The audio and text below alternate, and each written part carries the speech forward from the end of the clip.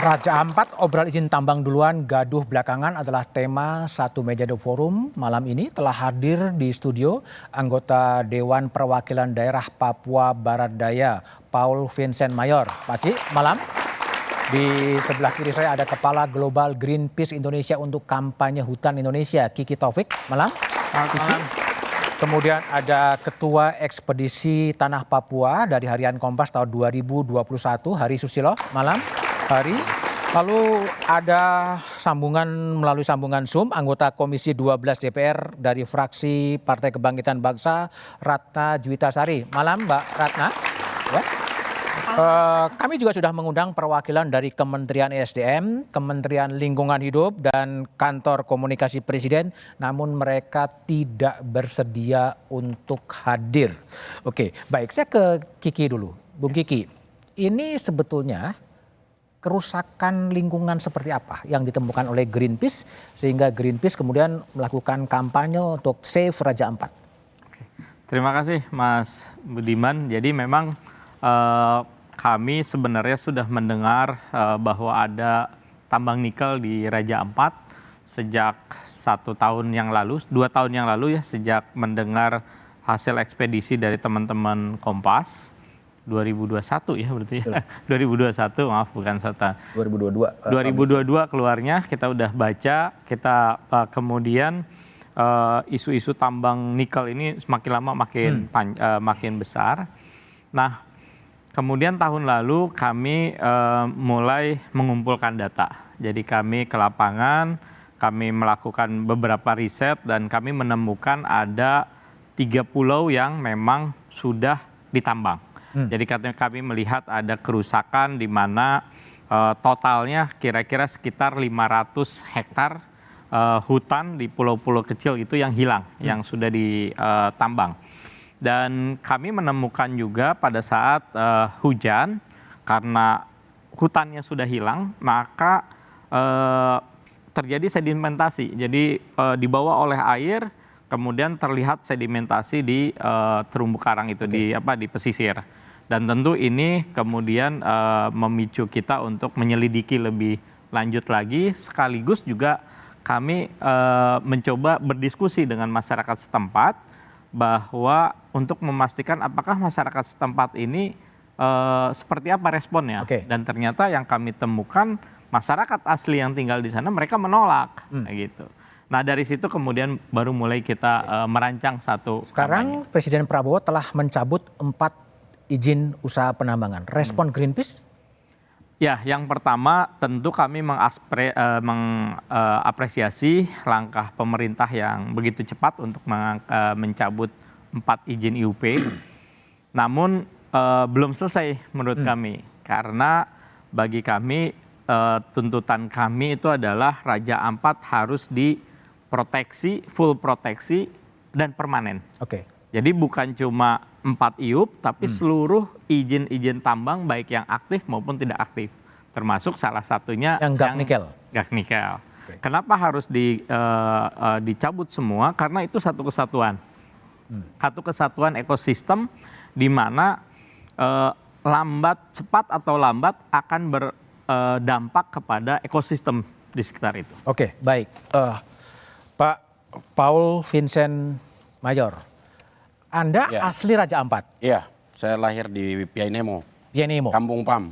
Ketua Dewan Adat Raja Ampat? Di Papua Barat dan Barat Daya. Ketua Dewan Adat Papua Wilayah 3 Doberai.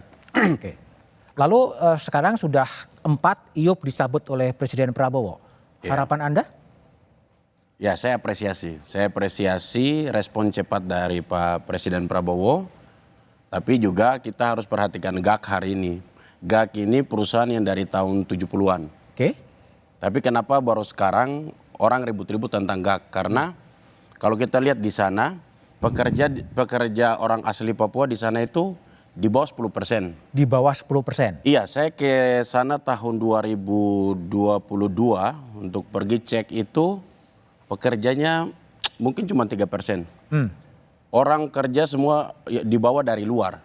Kontraktor lokalnya tidak dilibatkan, dibawa kontraktor dari luar. Jadi saya lihat memang benar-benar sumber daya alamnya dikeruk, sumber daya manusianya terpuruk.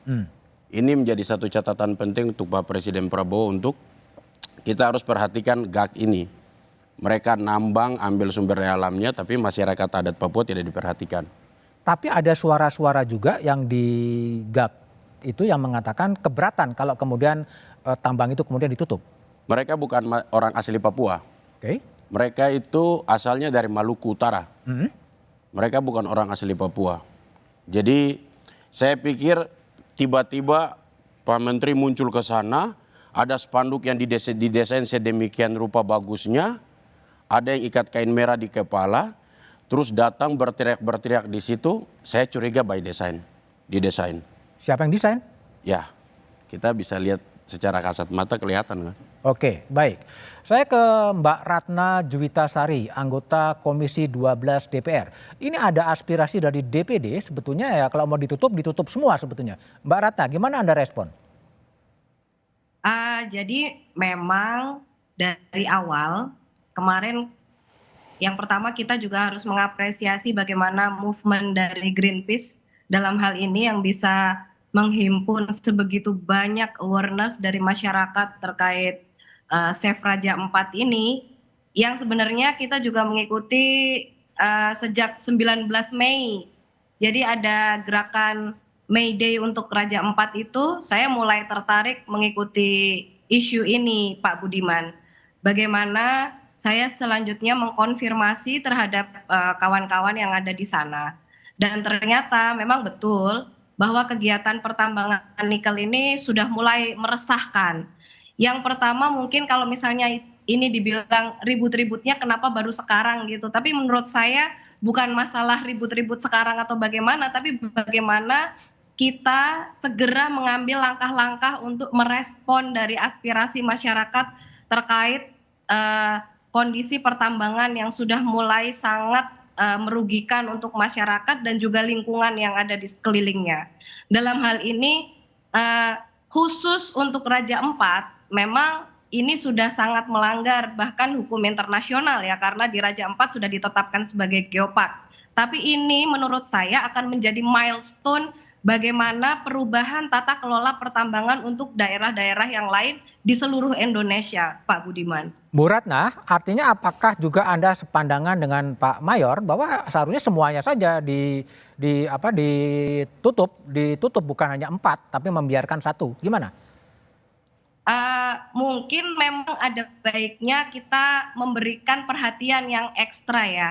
Yang pertama bukan masalah ini memberikan perlakuan khusus untuk perusahaan plat merah atau bagaimana, tapi mengingat bahwa PT GAK ini sudah mulai beroperasi sejak 2018 dan sejak saat itu kenapa baru sekarang masyarakat mulai merasakan keresahan terhadap operasinya? Apakah memang dari awal ini sudah betul operasinya itu sesuai dengan prosedur, tidak merusak lingkungan dan sebagainya, tapi makin ke sini makin tidak sesuai atau memang dari awal tidak sesuai, cuman masyarakat yang belum menyadari sepenuhnya. Itu yang menurut saya perlu kita evaluasi lebih lanjut. Oke, baik ya. Hari kan pernah 2021-2022 memimpin ekspedisi Kompas ke GAK dan kemudian Raja Ampat. Apa sih yang Anda temukan di sana? Tapi jawabannya setelah jeda berikut ini.